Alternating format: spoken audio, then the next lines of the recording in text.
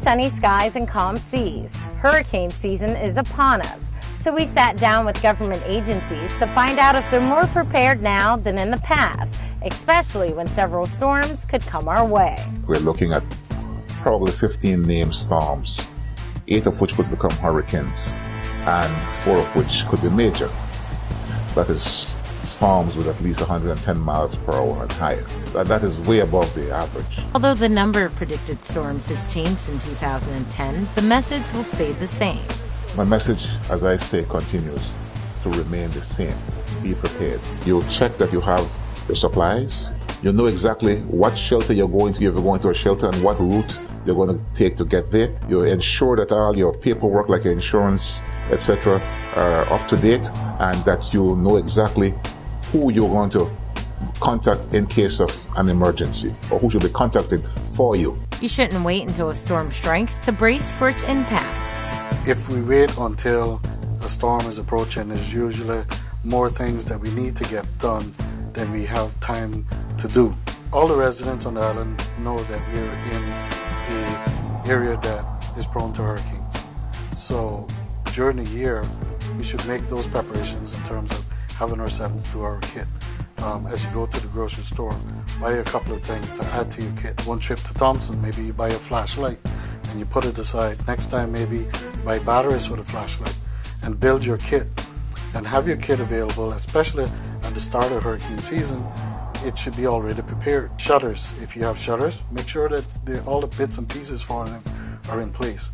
If you don't have shutters, make sure that you have your plywood or whatever you're going to use to secure your premises done beforehand.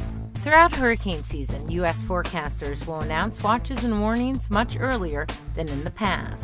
At the last Hurricane Committee meeting that I attended, which was in April, the United States announced that for its own internal purposes, it was going to change the lead times for watches and warnings for tropical cyclones, whether it be tropical storms or hurricanes.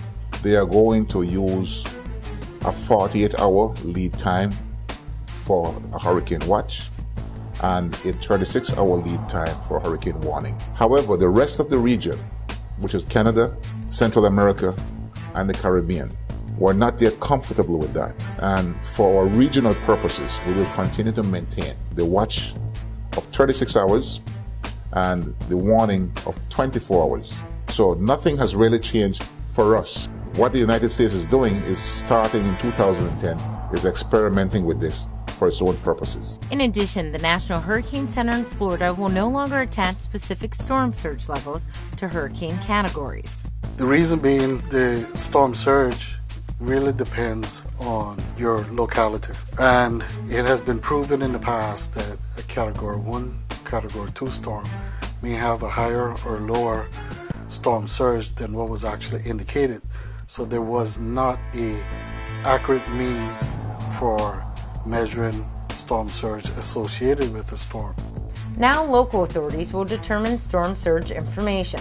We have actually tried to map the extent of the flooding of Hurricane Ivan. There's been some work done in mapping the potential sea level rise as a result of climate change. We have also completed what we call a storm atlas, which uses a product called TEOS to map flooding, wind, rain. So we have that as a reference to refer to if there's a storm approaching us. If you plan to seek shelter, your experience should be much more comfortable this year.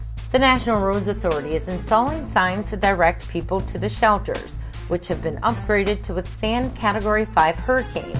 Larger generators are also in place to run air conditioners and meet the needs of medical personnel. For those evacuating the island, a new procedure has been set up by the Airports Authority.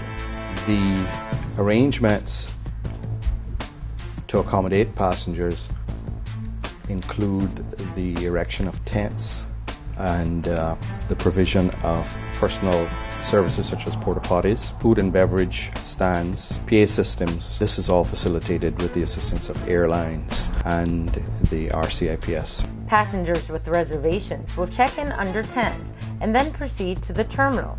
If the terminal is damaged, hangars could provide an alternative holding area. Once the all clear is announced, the airport will work to reopen as quickly as possible. We check all our facilities and systems for operational capability. Assessments are done, repairs where necessary are completed, and the airport is made ready for full operation subsequent to any national order for the resumption of flights. That directive will be at government level.